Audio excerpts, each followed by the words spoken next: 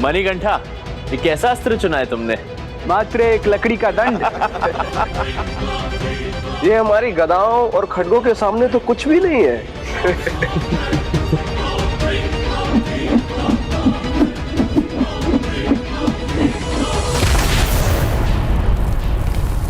मित्रों, गुरुदेव की शिक्षा मत भूलो।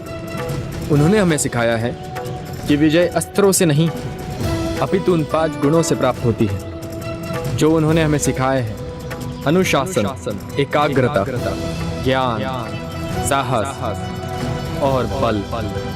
बस हमें इन्हें उचित प्रकार से प्रयोग करने की इच्छा शक्ति और निष्ठा चाहिए।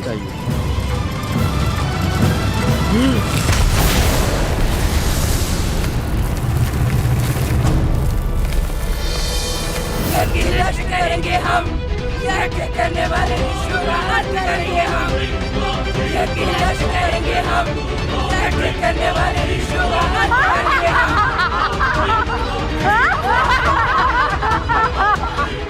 ये कैसा स्वर है? यज्ञ नष्ट करेंगे हम, यज्ञ करने वाले विष्णु का अंत करेंगे हम।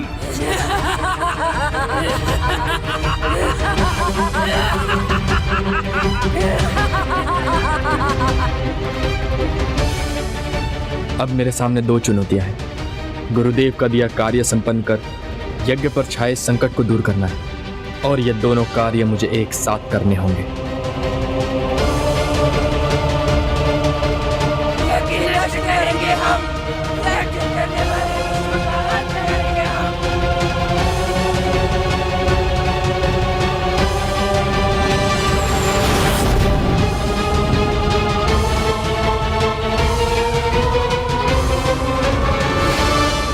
तुम सभी शिष्यों को कल मिलकर मणिकंठा के विरुद्ध अपने शस्त्रों और शक्ति का प्रदर्शन कर उसके लिए कठिनाई उत्पन्न करनी है, ताकि मुझे ये विश्वास हो सके कि भविष्य में जो गुण और कौशल उसके लिए आवश्यक होंगे वो उन्हें प्राप्त कर चुका है। तुम सभी कहते हो उसने सदा तुम्हारी सहायता की है, तो अब तुम्हारे द्वारा उसकी सहायता का समय है।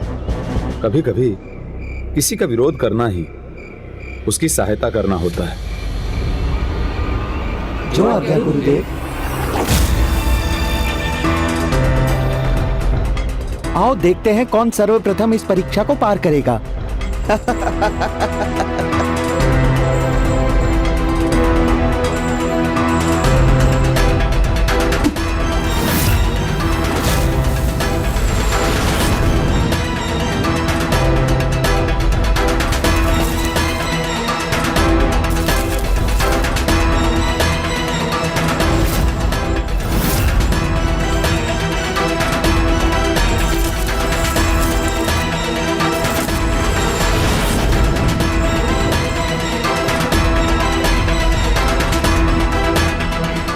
मुझे छोटी से छोटी ध्वनि पर ध्यान देना होगा।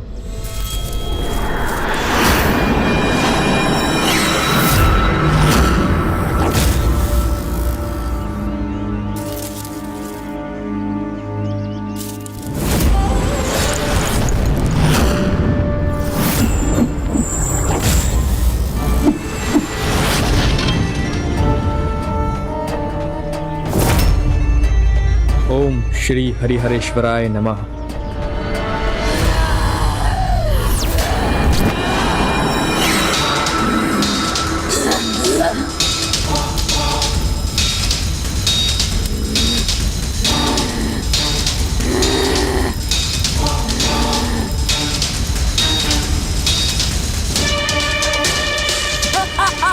इन तुच्छ ऋषियों के लिए तो मैं अकेले ही पर्याप्त हूँ। अभी इनका यज्ञ भंग करके आती हूँ।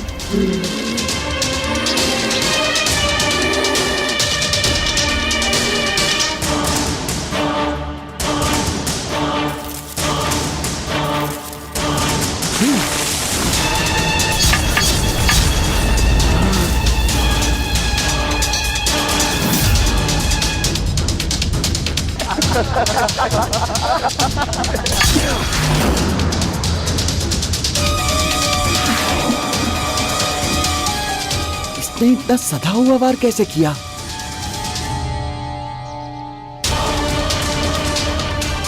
अब देखना कैसे एक एक कर सभी को वायु में उड़ा देती हूँ।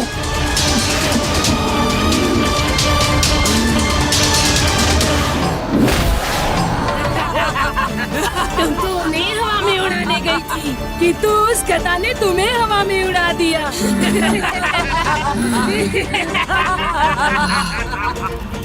परंतु ये गधा आई तो कहाँ से आई? संभव है ये गधा किसी योद्धा के हाथ से छूटकर संयोगवश तुमसे टकरा गई। तो अब प्रतीक्षा नहीं करनी चाहिए हमें। चलो चल के इस यज्ञ को नष्ट कर दे। चलो।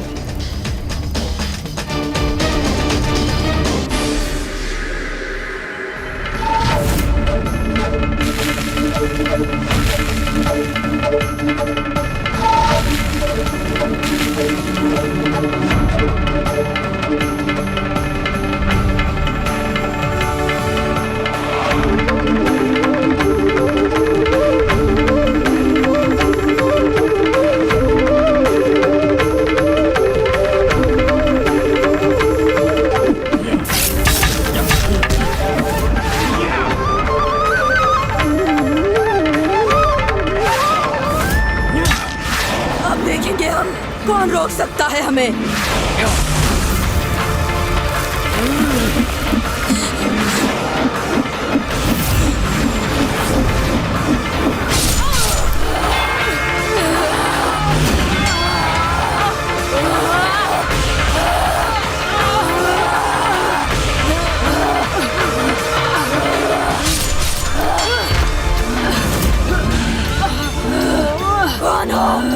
कौन हो तुम? कौन हो तुम जो छुप छुप कर वार कर रहे हो? वो चाहे जो कोई भी हो, इससे पहले कि वो वार करे, हमें इस यज्ञ को संपन्न होने से रोकना होगा।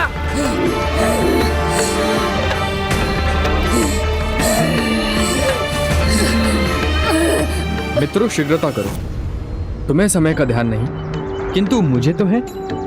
यज्ञ संपन्न होने वाला और पूर्णाहुति के लिए सामग्री एकत्र की जा रही होगी।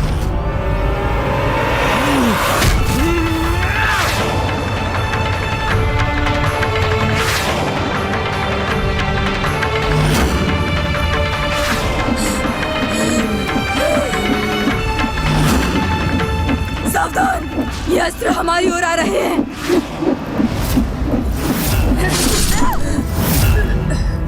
कौन है?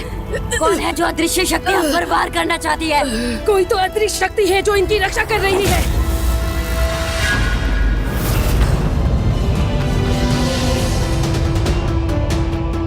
धन्यवाद मित्रों, परंतु अब मुझे जाना होगा। शीघ्रता करो मित्रों, यज्ञ समाप्त होने जा रहा है।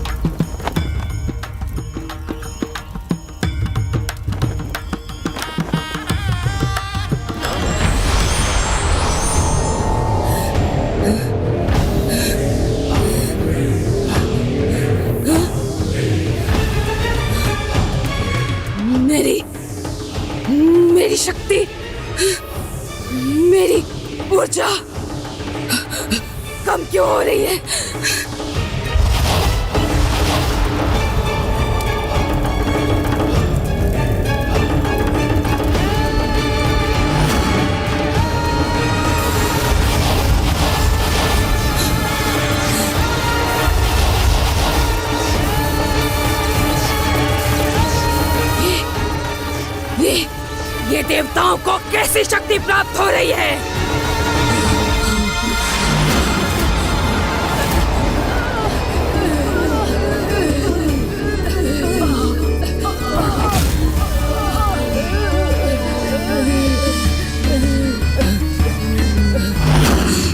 महिषी सैनिक होकर भयभीत हो गई। आतंकित तो उन सभी को होना चाहिए था तुमसे। किंतु हम करते भी तो क्या महारानी? अदृश्य दिव्य शक्ति का उत्तर हम कैसे देते? क्या करना चाहिए था मैं दिखाऊंगी तुम्हें। मुझे ले चलो वहाँ। जी। ये अदृश्य शक्ति जो भी है उसे उचित उत्तर तो देना ही होगा मुझे।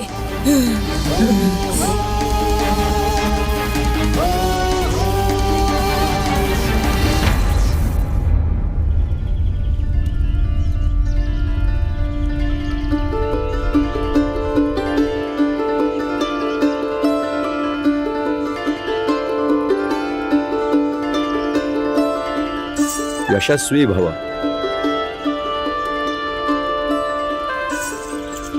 अद्भुत मणिकंठा, तुम्हारी शिक्षा पूर्ण ही नहीं अपितु तुम तो आज तक के मेरे सभी शिष्यों में सर्वश्रेष्ठ हो। इतना तेजस्वी और मेधावी शिष्य मुझे प्रथम बार मिला। अब तुम मार्ग में आने वाली प्रत्येक चुनौती के लिए तैयार हो। और राजकुमार मणिकंठा, अब आपके माता पिता के निकट जाने का भी समय आ गया है। आप कल भोर में ही प्रस्थान कर सकते हैं।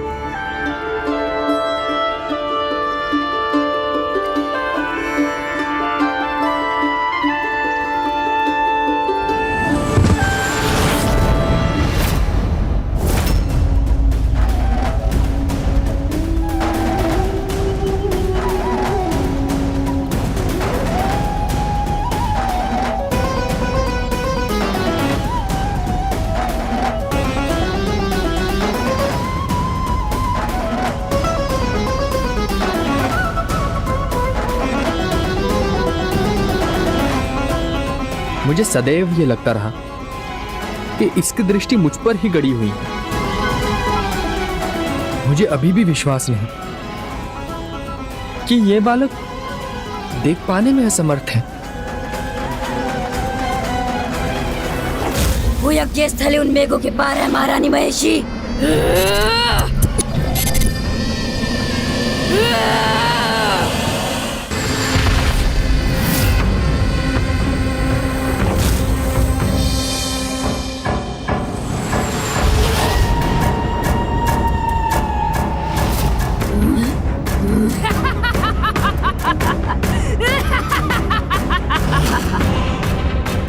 बल का आतंक ऐसा होना चाहिए कि मेरे आगमन का समाचार सुनते ही यज्ञ अधूरा छोड़कर चले गए सब।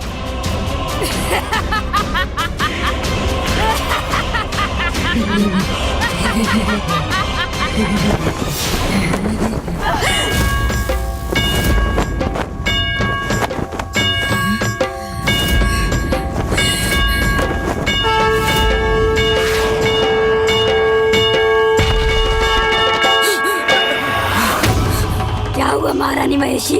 आप स्वस्थ तो हैं? चलो चलो।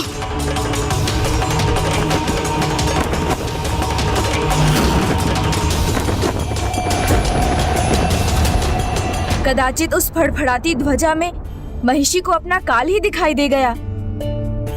फिर क्या हुआ माँ? क्या महिषी और प्रभु में युद्ध हुआ? क्या प्रभु अपने माता पिता के पास लौट आए? अभी नहीं पुत्री, वहाँ से प्रस्थान करने के पूर्व उनके हाथों से एक बहुत बड़ा कार्य होना था, जिससे उनका नाम अयप्पा होना था और उनकी इस महिमा का परिचय संसार को मिले। उसका माध्यम बनने वाला था ऋषि गुरुनाथन का पुत्र सर्वोत्तम।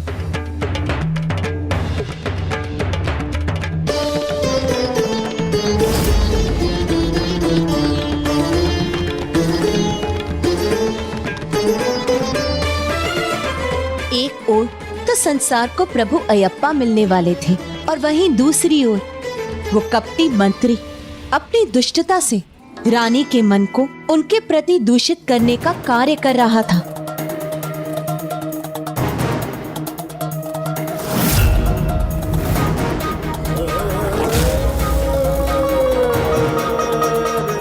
माँ, क्या मैं पिताजी के समान लगता हूँ? हाँ पुत्र, तुम उन्हीं के समान हो। उचित कहा महारानी आपने, एकदम उचित कहा। इनके महाराज बनने से इस सिंहासन की शोभा और बढ़ जाएगी। जय हो महाराज राजराजन की।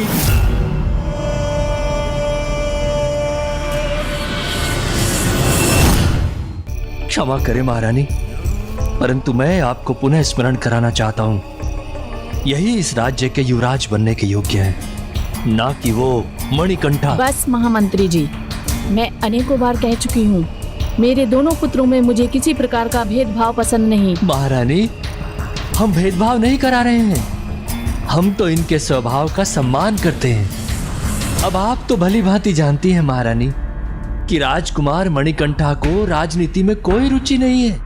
वो तो सदैव भक्ति में लीन रहते हैं। और कैसे होगी महारानी, वो आपके पुत्र जो नहीं है। और ये युवराज राजराजन, ये आपके अपने हैं, आपके अपने पुत्र। इनमें युवराज बनने के सारे लक्षण हैं महारानी। तो फिर प्रतीक्षा किस बात की है? प्रतीक्षा नहीं, स्वागत की तैयारियां कीजिए। महारानी, आपका पुत्र शिक्षा पूर्ण करके लौट रहा है। उसके लौटने पर हमारा परिवार पूर्ण हो जाएगा। ना ना, मेरे होते हुए ऐसा कैसे संभव है भला? ये परिवार पूर्ण नहीं होगा, बटेगा। बड़ा दुष्ट था ये मंत्री। किंतु ये बताइए माँ, क्या रानी माँ वास्तव में माँ मंत्री के बातों में आने वाली थी? हर एक माँ अपनी संतान को सुखी ही नहीं, सदा सुखी देखना चाहती है, और जिसके लिए वो कुछ भी कर सकती है। यही है उसकी ममता, जिसका वो दुष्ट मंत्री लाभ उठाना चाहता था। और वहीं दूसरी ओर प्रभु मणिकंठा अपने गुरु को गुरु दक्षिणा में जो उन्हें सबसे अधिक प्रिय था, वो देकर प्रसन्न करने की तैयारी कर रहे थे।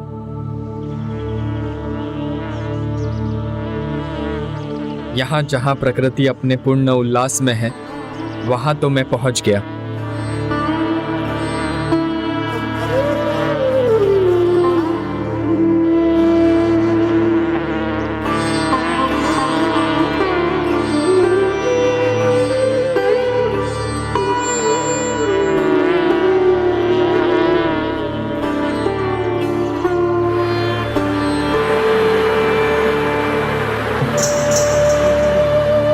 हे पुष्पों के रस से सभी को आनंदित कर मधु का निर्माण करने वाली मधुमक्षिकाओं, आज गुरुकुल में मेरा अंतिम दिन है और मैं अपने गुरुदेव को उनका प्रिय मधु देने का इच्छुक हूँ।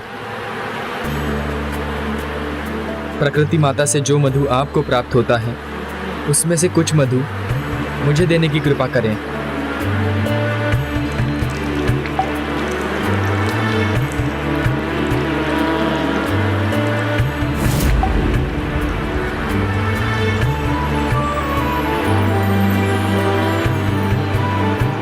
आपका बहुत बहुत धन्यवाद।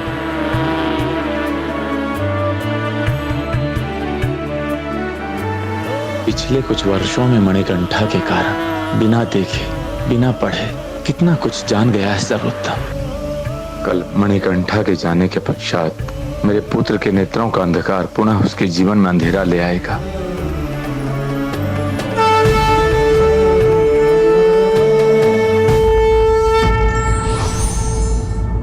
सच्चा ज्ञान व्यक्ति को विनम्र और विनीत बनाता है, और ऐसा व्यक्ति सबको प्रिय होता है।